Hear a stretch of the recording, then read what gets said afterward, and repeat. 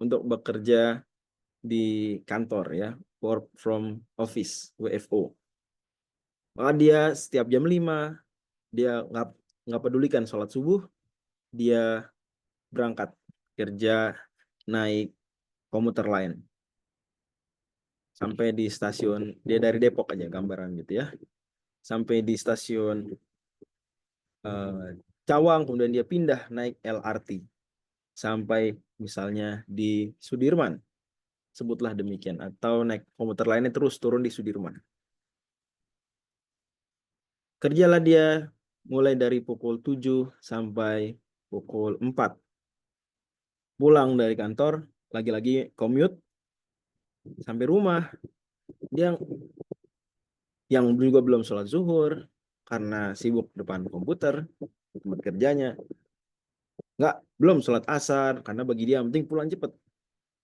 Pun sampai rumah, dia tidak lantas sholat, namun dia kemudian segera mengerjakan kerjaan freelance-nya. Mungkin sebagai pengelola dari sebuah web atau sebuah aplikasi yang sedang dia kerjakan. Biasa proyek di luar kerjaan rutin. Maghrib skip, isya nggak dipedulikan, dia terus bekerja. Bagi dia yang penting bukan jam berapa, tapi sudah selesai belum target pekerjaan yang dia targetkan, atau yang penting kerjaan dia udah selesai belum menurut dia.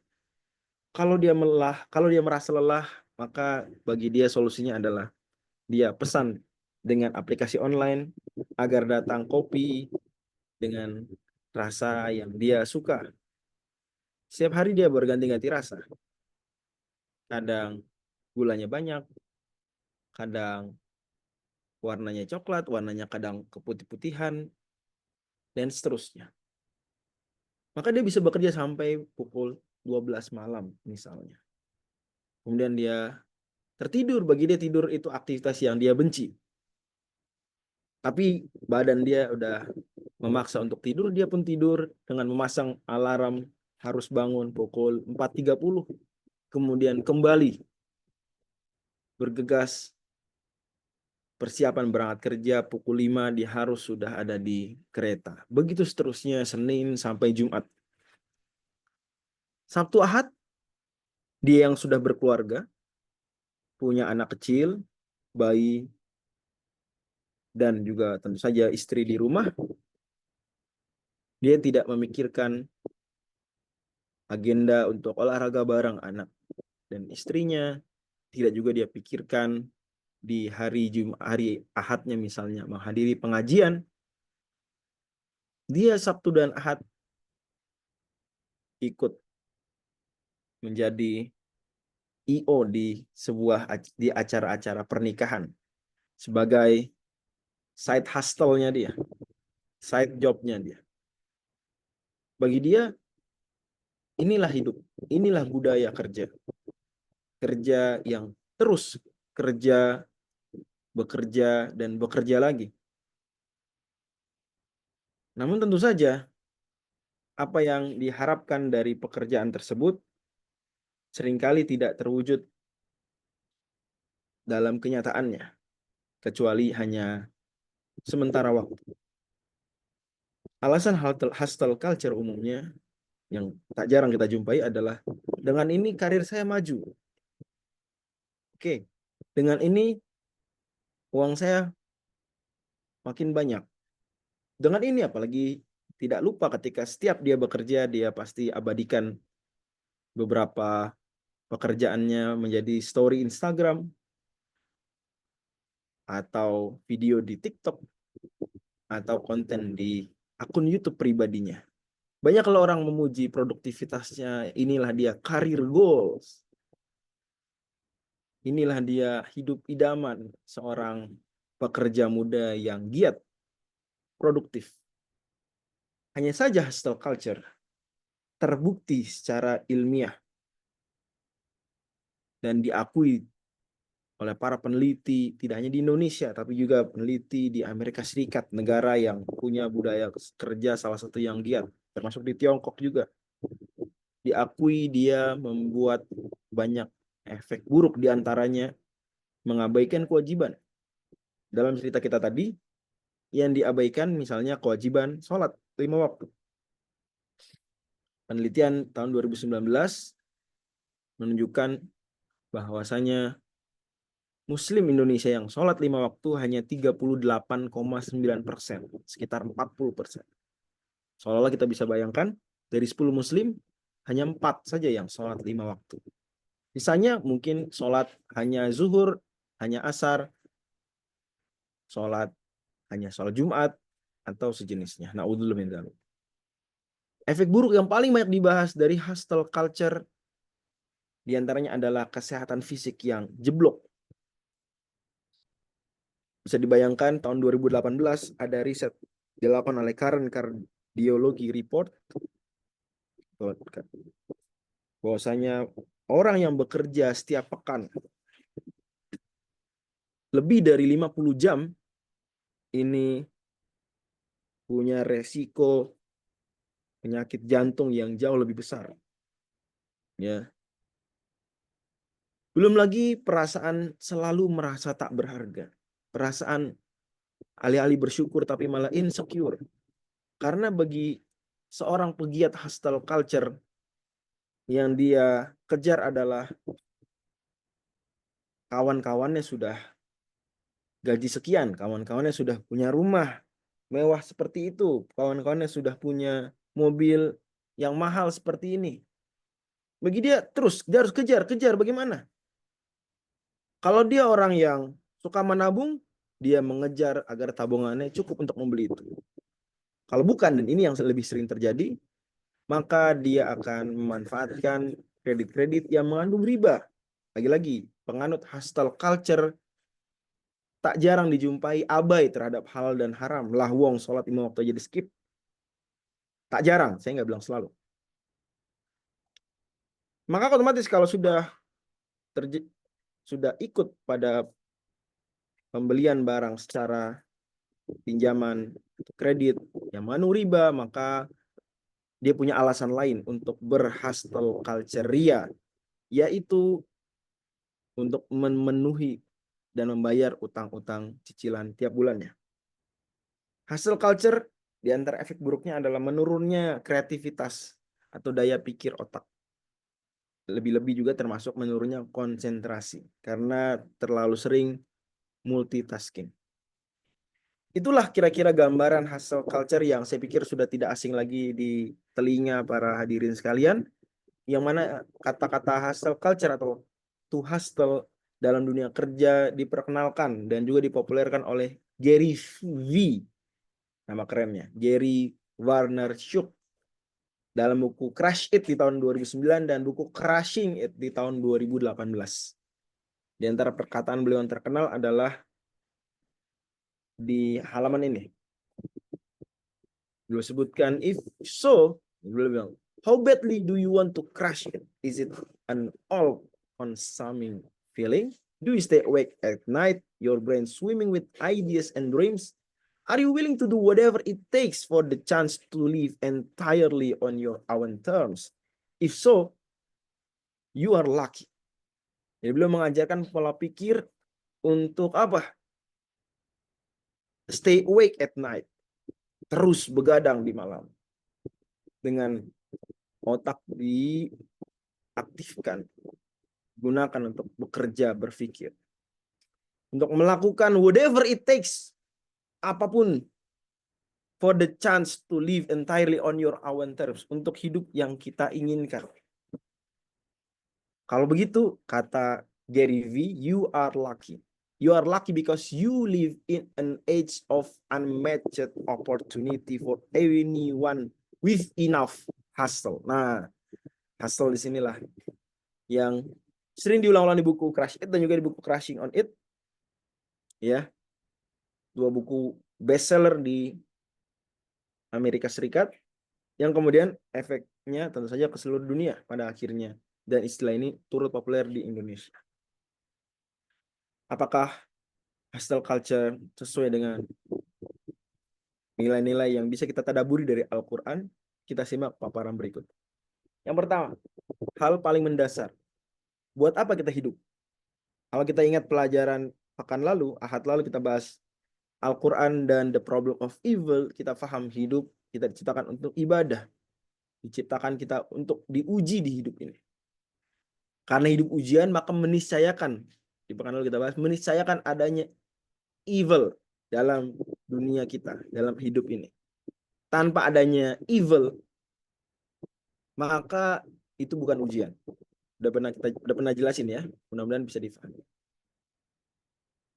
Seperti mustahilnya hidup yang ujian tanpa evil, seperti mustahilnya secara logika.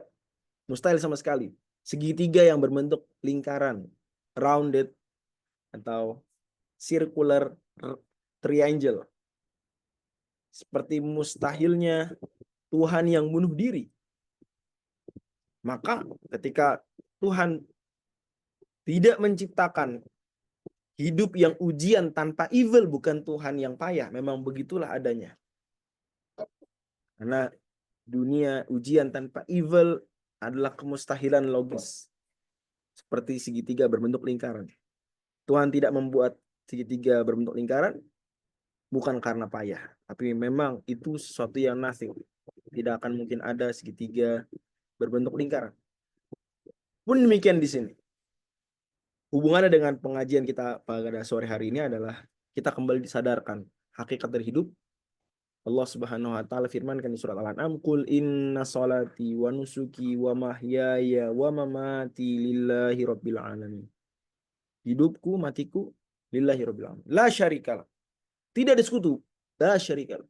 Murni untuk Allah aja.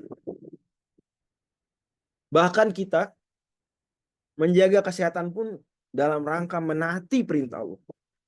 Itu sejatinya. Buat apa kita menjaga kesehatan? Karena perintah agama kita. Juga karena diri kita ini tidak sepenuhnya milik kita. Kita diberikan kepemilikan yang relatif, yang nisbi. Kepemilikan mutlak. Tubuh kita adalah milik Allah Subhanahu wa taala. Makanya apa berhak Muslim atau manusia lah, manusia bunuh diri, berhak atau enggak? Coba dijawab. Berhak nggak manusia bunuh diri? Ini kan badan saya. Biarin aja saya mati. Tidak. Kenapa nggak berhak? Tidak. Kenapa nggak berhak? Karena semuanya milik Allah. Nyawa kita dan badan kita secara mutlak itu milik Allah. Secara relatif milik kita, betul. Diakui kepemilikan manusia. Buku milik saya misalnya, meja milik apalah benda-benda gitu ya. Ada kepemilikannya. Orang, badan hukum, seperti itu. Tapi yang mutlak milik Allah. Makanya kita nggak bisa bunuh diri. Biarin badan milik saya, nyawa milik saya, enggak. Badan secara mutlak milik Allah. Milik kamu ya secara nisbi saja. Pemilikan sejati milik Allah. Makanya kita nggak bisa ngotak-ngatik badan kita berbeda dengan yang Allah atur. Yang Allah perintahkan dan larang ya. Allah larang bunuh diri. Sebagaimana banyak ayat tentang itu, wala taqtulu anfusakum, misalnya wala tulqu bi aidikum la tahlukah. Nggak boleh. Hostile culture pada taraf tertentu. Saya selalu akan katakan pada taraf tertentu karena tidak semua orang yang mengatakan saya penganut hostile culture terus begitu, nggak juga. Walaupun itu sebenarnya level tertentu dari hostile culture. Maka saya bilang hostile culture pada taraf tertentu cenderung mengarahkan hidup itu bukan untuk ibadah, bukan wama jenawal insailal budun, bukan juga kerja untuk hidup bahkan. Tapi apa? Hidup untuk bekerja. Yang benar mana sih? Kalau suruh milih ya, kerja untuk hidup apa hidup untuk bekerja? Mana yang benar? Yang Islami itu mana? Kerja untuk hidup apa hidup untuk bekerja? Kerja untuk hidup. Kerja untuk hidup. Allah firmankan wabtaghi fima ataqallahu darul akhirah wala tansa nasibaka minad dunya. Jangan lupa nasib dunia. Kerja untuk hidup. Hidup untuk ibadah. Dari situlah makanya kerja menjadi ibadah dalam pandangan Islam, karena kerja kita untuk menopang hidup dan hidup kita adalah untuk ibadah. Maka kerja menjadi bagian daripada ibadah itu sendiri, makna luas. Quran mengajarkan kita untuk hidup ini nggak cuma untuk meraih laba, untuk menaikkan pangkat, karir, popularitas, mendapatkan apresiasi. Ya, itu nggak selalu haram yang tadi saya sebutkan. Namun, Tujuan utama hidup kita kalau bicara duniawi adalah mengelola bumi. Ayat yang terkenal surah Al-Baqarah, inni ja'ilun fil ardi khalifah. Ada sebagian orang menganggap yang khalifah itu cuma Nabi Adam. Karena Nabi Adam menggantikan jin sebelumnya. Tadinya penguasa bumi jin. Nabi Adam menggantikan jin. Adapun kita bukan pengganti. Enggak, kita juga pengganti. Kita juga khalifah. Dalilnya di antara surat Al-An'am 165, beberapa ayat sebelum ayat yang tadi ya. Wa huwa alladzi ja'alakum khalaifal ard. Di surat lain, surat Fatir, Allah bilang khalaifa fil ard. Khalifah di bumi, mengelola bumi. Maka Quran mengajarkan kita kerja, tapi nggak boleh abai dari lingkungan, abai dengan lingkungan. Yang sampai kita nggak apa-apa, babat aja hutannya. Meskipun harus menghancurkan hutan di Pulau Kalimantan lebih luas daripada Pulau Jawa, biarin. 200 juta hektar, biarin. Yang penting cuan. Itu bukan ajaran Islam. Setuju nggak Islam dengan pola pikir seperti itu? Yang penting cuan, biarin aja. Yang penting hutan habis nggak apa-apa. Cuan. Begitu. Enggak. Karena kita kerja nggak boleh mengabaikan lingkungan. Kita nih diamanahi untuk ngelola bumi. Gitu. Bahkan di sini ayat ini juga Allah menyebutkan lagi, liyabluwakum fima atakum, agar Allah uji kalian. Lagi ujian. Terus Allah seperti menjanjikan hukuman bagi siapa yang mencoba melawan aturan ini. Inna rabbaka sari'ul iqab. Tapi Allah juga menunjukkan bahwa Dia juga memberikan ampunan dan rahmat buat siapa yang baik. Wa innahu laghafurur rahim. Hustle culture pada taraf tertentu seperti yang tadi saya sebutkan itu cenderung tak peduli ibadah. Nah, di sholat udah nggak masuk hitungan tuh, nggak ada dalam prioritas hidup sholat, nggak ada. Betul sholat 5 waktu tidak harus di awal waktu, nggak harus. By the way, dengan kita tahu semua sepakat umumnya ulama menyetujui umumnya bahwa sholat di awal waktu lebih afdol umumnya, ya. Dan itu memberikan kita pelajaran bahwa Islam tuh lebih suka orang yang nggak deadlineer, gitu ya. Ya nggak sih? Dapat pesan tersebut nggak dari bahwasanya sholat lebih utama tuh ala waktu ya, di awal waktu. Berarti seolah-olah menunjukkan kepada kita Islam lebih suka orang yang nggak apa? Nggak deadlineer. Iya nggak? Bisa dipahami nggak cara mengambil simpulannya? Nah, bisa dimengerti? Ini gimana itu? mana yang lebih afdol? Sholat di awal waktu atau sholat di akhir waktu? Di awal waktu, Ustaz. Umumnya ulama menyatakan dalam keumuman kasus ya, di awal waktu. Sebagaimana hadis Nabi ditanya amal paling utama, as-sholatu ala waktu ya, hadis Bukhari itu. Salat di awal waktu. Bahkan ada hadis doif riwayat Imam At-Tabarani, al-wal waqti ridwanullah wa ausatuhu afullah wa akhiruhu, dan seterusnya. Awal waktu adalah keridhaan Allah dan tengah waktu Allah maafkan, dan seterusnya. Dari situ bisa diambil simpulan sebenarnya Islam juga nggak senang deadline, nggak terlalu menyetujui deadline. Deadline nggak sampai haram juga, cuma bukan sesuatu yang dianjurkan. Karena kalau sholat deadline berarti sholatnya kapan? Di akhir waktu, Ustaz. Di akhir waktu. Which is, walhal kita tahu bahwasanya sholat lebih afdol di awal waktu. Nah, berarti dari sini kita belajar coba. Nah, nanti turunan dari hustle culture adalah deadlineer. Ya. Karena salah satu turunannya lah lebih tepatnya. Nggak semua penganut hustle culture itu deadlineer, nggak. Bahkan mereka cenderung kadang apalagi yang bisa dikerjain, apalagi. Nah, tapi nanti ketika sudah titik burn out, nanti akan pada akhirnya mengandalkan deadline. Lalu kelelahan psikis, kelelahan fisik. Ya. Balik lagi ke sini, Quran nyuruh kita bekerja, tapi juga beribadah, beramal soleh. Di antara ayatnya firman Allah di surat Saba, "Ani'mal sabighati wa qaddir fis sarud." Allah perintahkan Nabi Daud, kerjalah, buat baju besi yang besar-besar. Ukur dengan telitilah susunan-susunan ukuran-ukurannya, atau di sini terjemahkan anyamannya. Tapi Allah suruh lagi, wa'malu solihah, beramalah kalian dengan amal soleh. Ada dua perintah, beramal, beramal, anikmal, anikmal, anikmal, wa'malu, anikmal, wa'malu. Dua perintah bekerja. Perintah pertama bekerja terkait kerjaan kita. Nabi Daud membuat besi, membuat baju besi. Tapi ada perintah kedua, yaitu beramal soleh.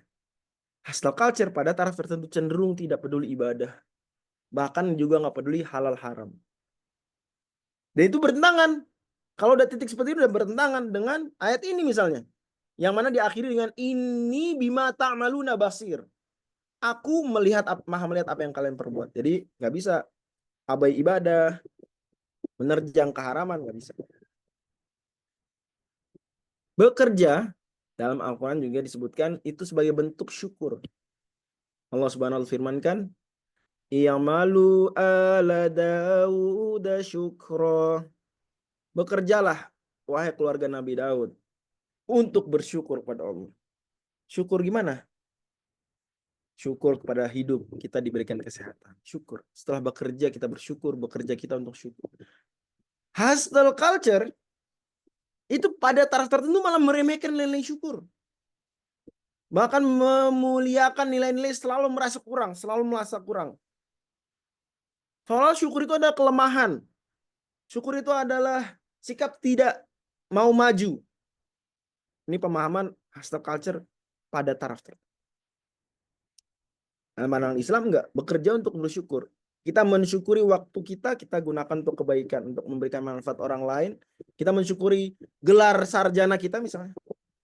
Saya juga berikan catatan teman-teman Udrus ya. Jangan sampai menyia-nyiakan gelar sarjana di ITB. Nggak boleh. Silakan, mau jadi ustadz itu silakan. Saya nggak sampai titik melarang. Saya cuma melarang menyia-nyiakan gelar sarjana yang sudah didapat dari ITB. Nggak boleh. Justru kita gunakan untuk bersyukur. Saya juga nggak bilang kerjaan kita harus benar-benar linear, nggak juga. Ya silakan. Yang penting jangan sampai itu sia-sia tuh kerja. Gelar sarjana kira-kira begitu. Bagaimana cara biar nggak sia-sia? Teman-teman Udrus mungkin lebih paham. Ya itu bentuk syukur kita juga.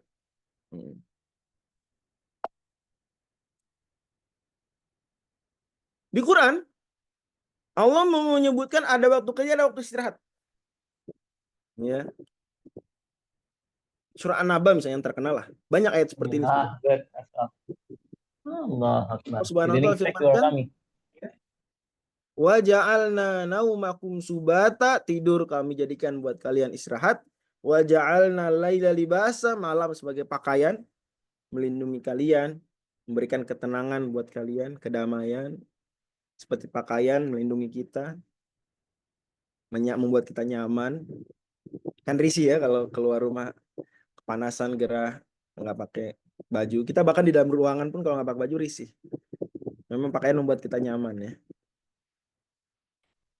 Terus Allah bilang wa ja'alna nahara ma'ash. Kami jadikan siang sebagai mencari penghidupan. Jadi ada waktu istirahat, ada waktu bekerja, ada waktu bekerja, ada waktu istirahat.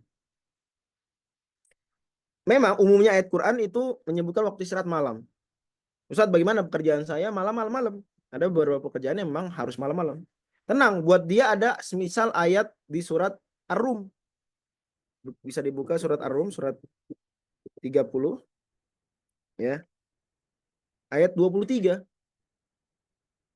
Wa min ayatihi manamukum bilaili wan nahari wa batighukum min fadlih.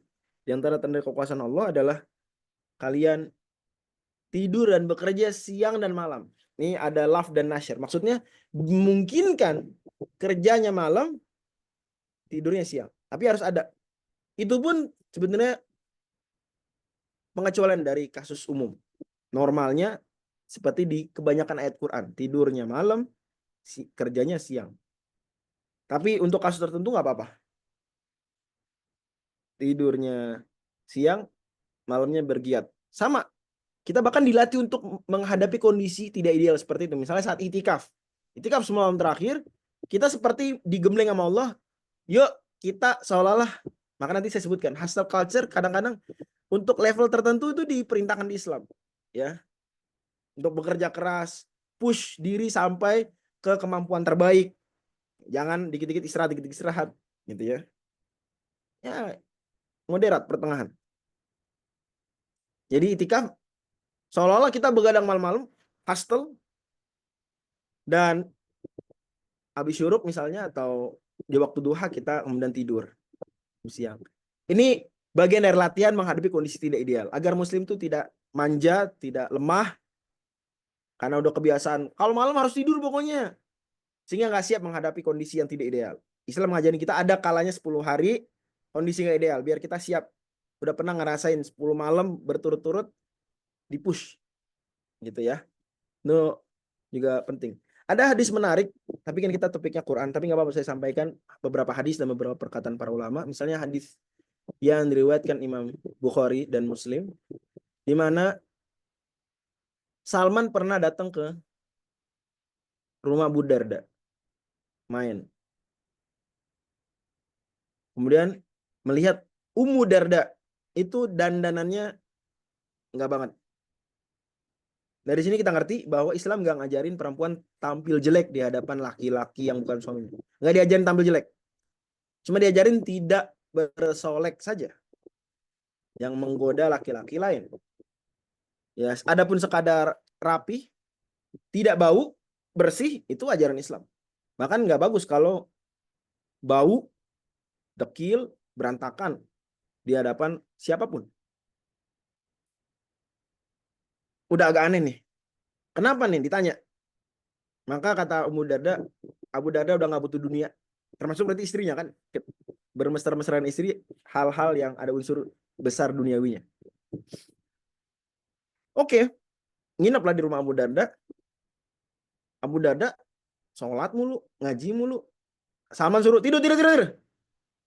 Tidur bentar doang gitu ya. Karena disuruh sama temannya Salman Al-Farisi. Radhiyallahu anhum jami'an semuanya ya. Bangun. Kata Salman, ntar, jangan. Nanti. Kalau udah mau akhir malam. Udah akhir malam baru Abu Darda bangun. Salman bilang, oke, sholat, yuk. Salman juga sholat. Singkat cerita, Salman kemudian menasihati Abu Darda dengan mengatakan, inna li nafsika alaika haqqo, wa li zaujika alaika haqqo, wa li nafsika alaika haqqo, fa'ati kulladhi haqqin haqqo. Dirimu punya hak, istrimu punya hak, maka berikan hak setiap orang. Abu Darda lapor ke Nabi SAW. Karena ini nasihat Salman seolah-olah mengendorkan semangat hustle ibadahnya Abu Darda. Ternyata Nabi SAW malah mendukung pernyataan Salman dengan mengatakan, sodako Salman. Benar Salman. Maka pernyataan Salman itu, kalau kita belajar usul fikih ya, perkataan di luar majelis Rasul yang disampaikan Rasul tahu dan Rasul menyetujuinya, itu dianggap perkataan Nabi. Maka sering juga pernyataan barusan juga disandarkan ke Nabi SAW langsung. Hadis lain, hadis Abu Bakar. Jadi sahabat juga banyak yang serius ya. Yang bahkan kalau tidak dilarang, ditegur, dia akan hustle. Ada hadis Abu Bakar yang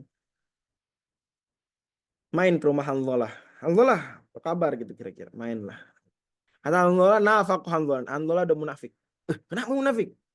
Kata Hanzalah, saya kalau datang kajian Nabi SAW, ka'annal jannata ro'yul ain. Seakan-akan surga depan mata. Tapi kalau udah pulang ke rumah, wa afasnal ahl wal azwat, kita udah main-main sama anak, sama istri gitu ya.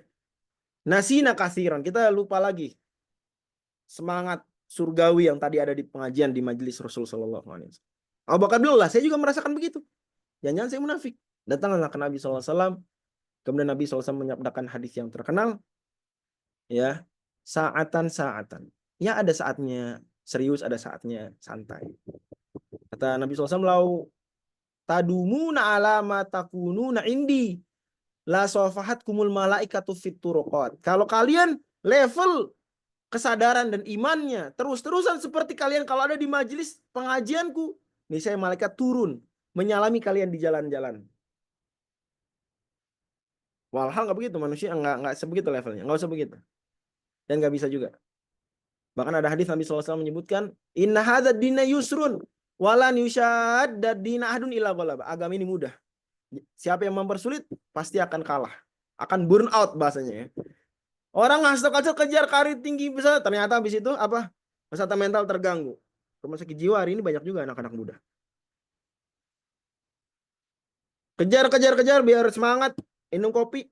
Kopi ini, kopi itu, pesan online, beli, datang ke kafe, offline. Lama-lama cuci darah. Anak muda banyak sekarang cuci darah. Ya, ini seperti yang diungkapkan para ulama dalam sebuah kaidah fikih. Manista jala syai'an qabla awani uqiba bihirmani. Siapa yang tergesa-gesa hustle, tergesa-gesa kan hustle tadi. Manista jala syai'an qabla awani, sebelum waktunya. Ini orang bisa mendapatkan kesuksesan, tapi jangan terlalu tergesa-gesa. Al-ajalatu minasyaiton di hadis lain. Buru-buru dari setan. Kaidah fikihnya bilang manista jala syai'an qabla awani uqiba bihirmani, malah nggak dapat. Tergesa-gesa ingin mendapatkan sesuatu malah nggak dapat ujung-ujungnya. Mungkin ada yang akan bilang kepada saya, Ustadz, tapi kan kayaknya para ulama sendiri hustle culture. Gimana tuh? Lihat Imam Nawawi. Nggak tidur, berbaring. Kecuali tidurnya cuma di atas meja, ketiduran begini. Saya jawab, Imam Nawawi begitu cuma 2 tahun. Sisanya beliau normal. Seolah-olah beliau sempat ada kalanya ya semangat menuntut ilmu. Di 2 tahun pertama beliau masuk kuliah di Darul Hadis. Habis itu beliau sadar itu nggak bagus. Atau mungkin kayaknya syekhnya nasihatin, jangan begitulah wahai Nawawi. Kayak belum nggak lagi gitu. Ulama-ulama ada yang wah benar-benar dahsyat. Masuk kamar mandi aja minta tolong, seperti Imam Majiduddin Ibnu Taimiyah, kakeknya Syekhul Islam Ibnu Taimiyah. Itu kalau mau masuk kamar mandi, sebelum masuk kamar mandi minta tolong pada anaknya, tolong bacakan kitab kenceng-kenceng. Biar apa? Biar sambil di kamar mandi dengar kitab. Hustle culture, Ustaz. Saya bilang, itu gak sampai membuat sakit, enggak, itu cuma memanfaatkan waktu aja. Ustaz, ada ulama yang dia makan apa dia sampai harus disuapin istrinya. Kalau enggak dia baca kitab terus, nulis terus. Itu masih taraf wajar. Ada hustle culture yang diberi toleransi, semangat menggebu-gebu, nggak apa-apa, yang tidak beri kemunduran. Tapi lihat para ulama nasihatkan juga tidur nggak boleh sampai kurang dari yang dibutuhkan tubuh. Memang itu ada unsur relatif, tapi ulama ngasih nasihat juga misalnya. Terkenal perkataan Syekh Ibnu Utsaimin nggak boleh tidur kurang dari 4 jam dalam sehari. Maksimal ulama beliau bilang 4 jam tidur. Itu yang paling hustle. Imam Ghazali Hujatul Islam bilang tidur nggak boleh kurang dari 8 jam sepertiga hari. Bayangkan Imam Ghazali, tokoh besar, bahkan beliau nyatakan itu dalam kitab semisal Bidayatul Hidayah. Nggak boleh kurang. Ulama lain misalnya Hafizul Jauzi, sepekan sekali beliau gabut, doing nothing. Padahal beliau ini orang yang sama, adalah orang yang kalau lagi senggang, capek, beliau nyerut pensil biar bisa lanjut lagi nulis. Jadi hiburannya adalah nyerut pensil, habis itu nulis lagi, nulis. Tapi beliau sepekan sekali beliau jalan-jalan, yang keliling Baghdad, lihat-lihat taman. Dan beliau juga yang mengatakan di kitab Soidul Khotir, ini catat baik-baik perkataannya, quotable, ya, quotable perkataan beliau. Ya, akhdhur rohati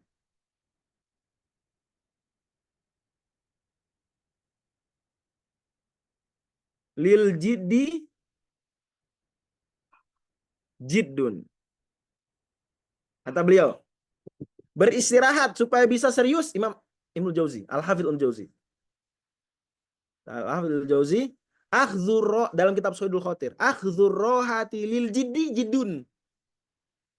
Istirahat agar bisa serius lagi setelah istirahat, maka istirahat itu sendiri adalah keseriusan, kesungguhan. Coba yuk bareng-bareng ulang kata-kata ini. Akhdhur rohati lil jiddi jiddun. Ya. Akhdhur hati lil jiddi jiddun. Akhdhur rohati lil jiddi jiddun.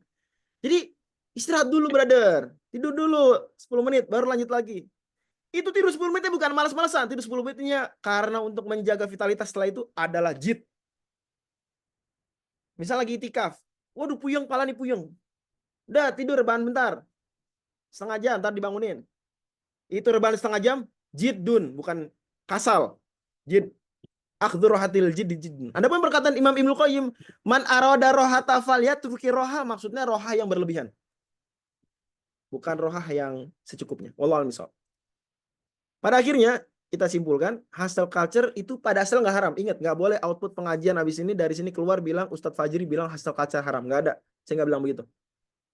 Pada dasarnya loh, ada level tertentu hustle culture haram. Manakala mengabaikan sholat, mengabaikan keluarga, menyiksa diri sampai sakit, sampai cuci darah akibat kebanyakan minum kopi bergula atau kopi berkafein sampai macam-macam ya. Walaupun meskipun saya bilang pada dasar nggak haram, tapi pada dasar bisa dihukumi makruh. Karena hustle culture sebenarnya dia lebih dari kewajaran. Ini sampai kemudian dia mempush diri dia. Secara umum bisa dibilang, secara umum ya, nggak selalu kasus-kasusnya makruh. Ada kasus-kasusnya malah wajib, ada yang sunnah. Tapi bisa dibilang hustle culture yang umumnya dibicarakan orang itu hukumnya secara umum pada asalnya makruh. Nggak ideal.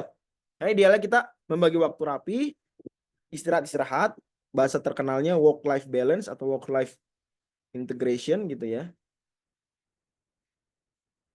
Nah, sebagian YouTuber ada yang bilang, hustle culture memang ya nggak direkomendasiin, tapi siapapun yang berhustle culture dan dia happy dan fulfilled dengan hustle culture-nya, itu nggak apa-apa. Boleh. Saya jawab, dalam pengajian ini kita membasiskan kepada ajaran Islam. Islam nggak mencukupkan membolehkan hustle culture hanya karena happy dan fulfilled. Ya, walaupun kata-kata fulfilled di sini saja karet ya, bisa aja dimaknai Islami. Tapi umumnya happy dan fulfilled dia pertimbangannya belum tentu melibatkan kewajiban-kewajiban yang tadi kita bahas. Apalagi cuma happy saja, enggak. Karena happy-nya orang yang merasa feeling produktif padahal toxic productivity seperti hustle culture itu senang yang semu. Karena pada akhirnya dia tidak betul-betul merasakan kebahagiaan yang sejati. Ya, dia melawan fitrahnya. Wallahu a'lam, itu barangkali bisa kita kaji. Mudah-mudahan simpulan ini penting dan apa yang saya sampaikan juga menjadi bahan pertimbangan buat kita semua. Mohon maaf kalau yang kurang berkenan. Waktu yang tersisa saya buka sesi diskusi. Silakan. Baik, alhamdulillah kita telah sampai di sesi tanya jawab. Silakan bagi ikhwan pun akhwat yang ingin bertanya bisa raise hand atau melalui chat. Kami mungkin akan prioritaskan untuk yang raise hand ya. Silakan ya.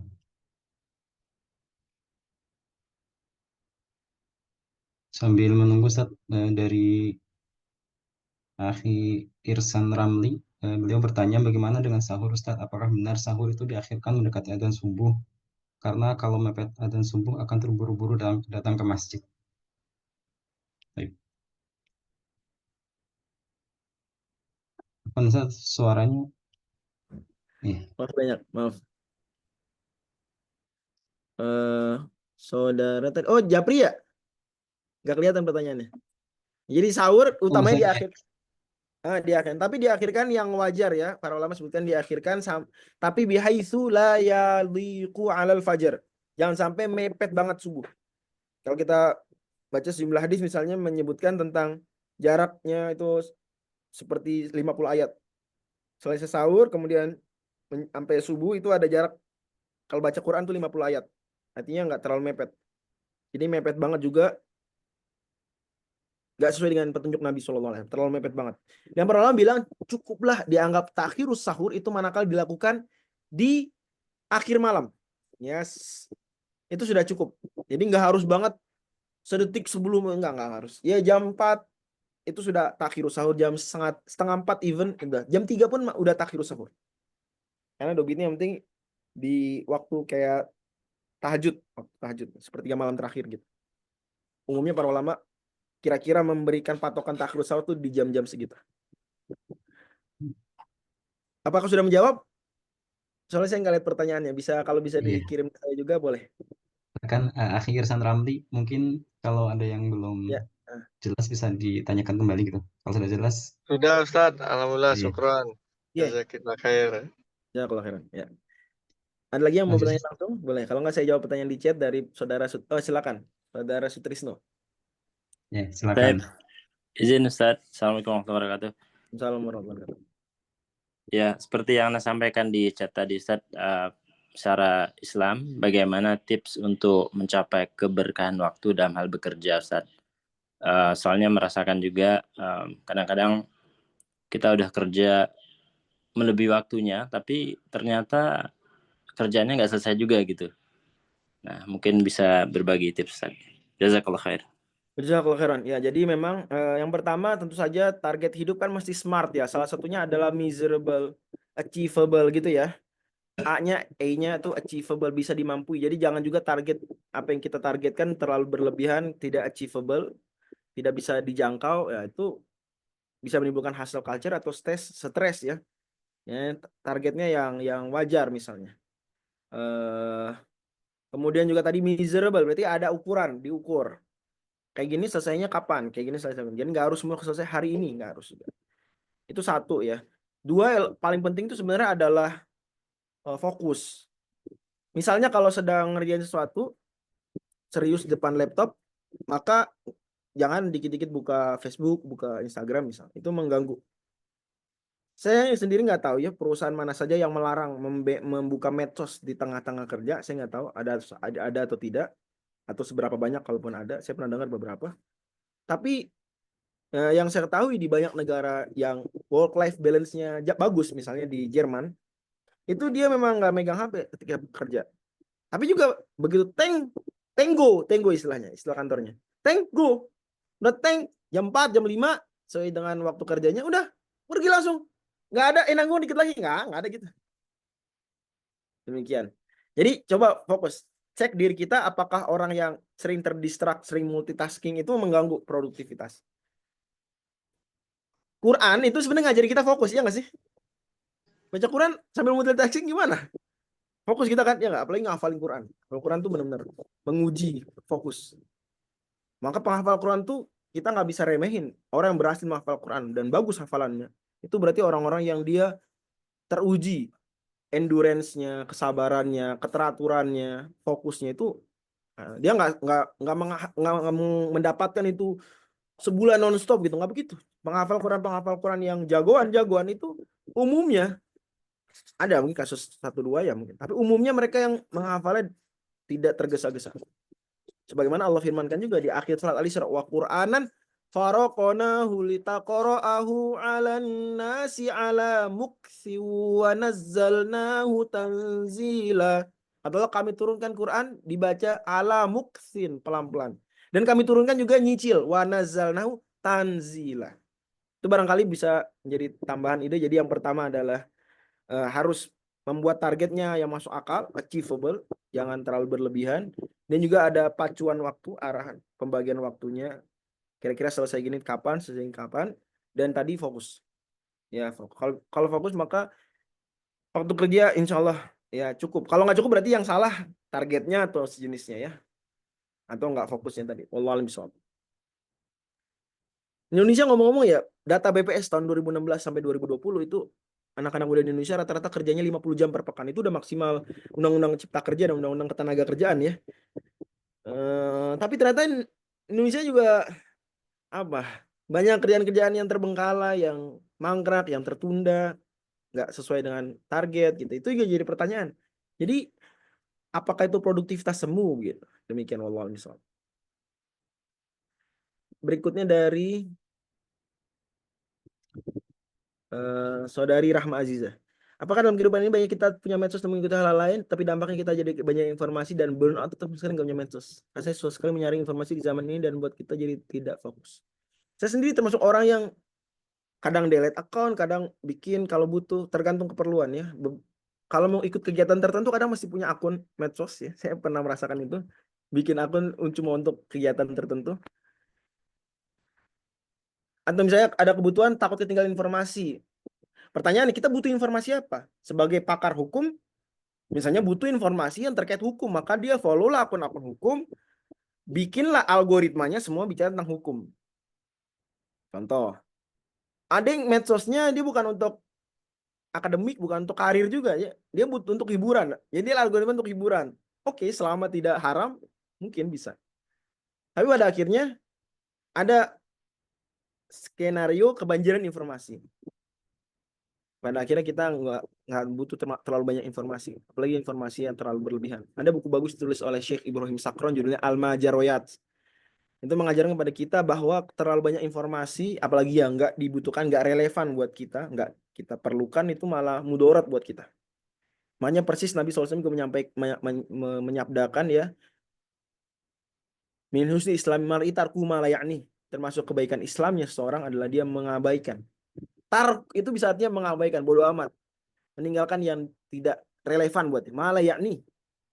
Ya. Demikian. Itu baru taraf kita mendengar ya. Mendengarnya kita harus selektif, membaca harus selektif, secara pasif. Belum lagi secara aktif. Kata Nabi SAW, kafa bil mar'i kadziban an yuhadditsa bi kulli ma sami.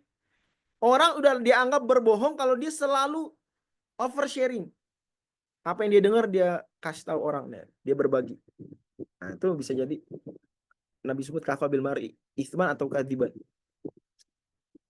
Jadi pertanyaan apa baiknya medsos atau enggak, dilihat kebutuhan. Saya juga bukan termasuk orang yang melarang medsos. Ya saya pernah melarang punya akun TikTok.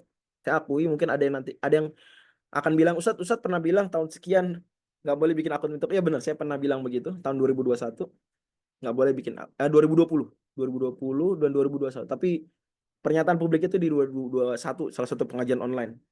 Waktu itu pengajian online di Malaysia. Saya bilang bikin akun TikTok nggak boleh. Tapi pada akhirnya itu pernyataan yang melihat kenyataan di waktu itu. Barangkali berubah, ternyata setelah itu banyak pendakwa-pendakwa yang bisa mewarnai TikTok sedemikian bagus, walaupun tetap TikTok pada akhirnya jauh dari kata ramah untuk dakwah juga dibandingkan misalnya Instagram ya. Jadi juga bagus untuk pada akhirnya tujuannya untuk mengurangi kemudaratan aja atau mewarnai semampunya. Fattaqullaha mastata'tum. Adapun sebagai wahana ideal berdakwah, barangkali perlu pertimbangan lebih detail ya soal itu. Demikian. Jadi kalau mau bikin akun medsos ya silakan, mungkin untuk keperluan tertentu. Kalau udah nggak perlu lagi misalnya ya bisa diaktif sementara atau selamanya. Kalaupun aktif maka nggak harus dibuka juga. Ada aja misalnya untuk syarat ikut lomba, syarat ikut kegiatan mesti punya akun medsos, ada yang kayak gitu kan ya. Ya udah ikut bikin aja tapi nggak usah kita mainin secara real, nggak usah. Kan cukup yang penting ada. Demikian. Dari saudara Takdir, bagaimana menyikapi atasan? Ini oke. Inginkan kita berdedikasi lebih untuk hal, niatkan untuk menyenangkan online berpahala. Berharap kita sering lembur, padahal jika selalu lembur, lot kerja akan selalu ada. Perusahaan lebih memilih menambah jam kerja karyawan dibanding menambah jumlah karyawan. Ini fenomena, pada akhirnya hustle culture ada yang dari diri karyawan, diri orang, dan itu topik utama pengajian kita sebenarnya. Tekanannya ke situ, sebagaimana tor atau gambaran materi yang disampaikan panitia, tapi juga hustle culture ada yang ditimbulkan atasan. Ini atasan yang memang memaksa hustle culture. Dan itu sesuai dengan makna bahasa dari hustle, yaitu to force someone to do something hurriedly, kan gitu tadi udah kita bahas. To move quickly. Jadi memang ini nggak bagus. Para atasan juga mesti sadar bahayanya hustle culture. Bahkan bahaya buat perusahaan dia. Dia mungkin menganggap nggak apa-apa, karyawan saya sakit gampang tinggal pecat selesai, atau tinggal kasih obat ya dapat ada asuransi, nggak bisa lanjut kerja udah nggak apa-apa, lay off. Mungkin dia bisa berpikir itu bagus buat perusahaannya, dia berpikir selfish, dan memang itu salah satu dampak negatif hustle culture. Udah kita bahas tadi, mengajarkan selfish. Yang penting saya sukses, saya dapat cuan. Abai terhadap keluarga, abai terhadap sosialnya, abai terhadap kesehatan dirinya, bahkan psikis dan fisik. Manusia ini kata Syekhul Islam Taimiyah madaniyun bitaba. Omongan al-insan madaniyun bitaba lebih dulu dinyatakan Syekhul Islam Taimiyah daripada Ibnu Khaldun ya, walaupun populernya disandarkan Ibnu Khaldun. Malah cuan itu yang banyak tadi itu sebenarnya juga tunduk kepada asas hukum Gosen. Hukum Gosen meskipun terkenal dicetuskan dan dinisbatkan kepada Gosen, pakar ekonomi terkenal ya dari Jerman kalau tidak salah. Tapi hukum Gosen lebih dulu diucapkan oleh Syekhul Islam Taimiyah juga. Ya, bahwa kepuasan itu bisa menurun. Kalau kita aus nih, lapar sekarang, lapar, kemudian di depan kita ada apa misalnya? Ada bakso, maka bakso pertama yang kita makan, wadah, sangat memuaskan. Bakso kedua, sama nggak tingkat memuaskannya dengan bakso pertama? Sama atau di bawahnya? Bakso kedua. Di di bawahnya. Bakso ketiga Jauh lagi lebih di jauh. bawahnya lagi. Bakso ke-100 gimana? Nggak ada rasanya, Dok. Bikin muntah, ya nggak? Nah sama penghasilan gitu juga. Nambah cuan, itu awalnya wah senang. Jadi kayak tunduk pada hukum Gosen.